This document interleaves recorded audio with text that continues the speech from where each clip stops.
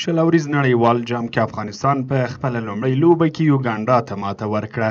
د کرکټ ملي لوبډلې د نړیوال شل اوریز جام سیالیو په لړ کې په خپله لومړۍ لوبه کې یوګانډا ته د 125 منډو په توپیر ماته ورکړه.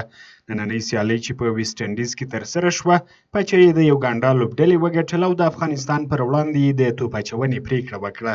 په دې سیالۍ کې افغان لوبډلې لومړۍ توپوهنه ترسره کړه او په ټاکلو 100 اورونو کې یې د 5 لوبغاړو په سوځېدو 183 منډې وکړې. د افغانستان د پیل توپوهونکو رحمان الله ګربز او ابراهیم ځدران ښه پیل وکړ.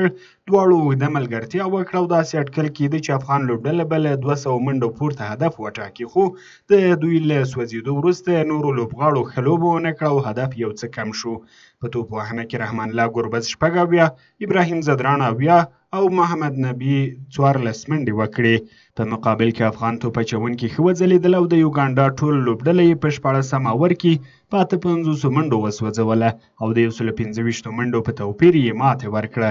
همدارنګه په توپ اچونه کې د افغانستان له لوري فضل حق فاروقي 5، نبین الحق او راشد خان 2 او مجيب رحمان یو لوبغاړی وسوځول. د یادونې د افغانستان به خپله دویمه لوبه د جون میاشتې په 8 له نیوزیلند سره ترسره کړي.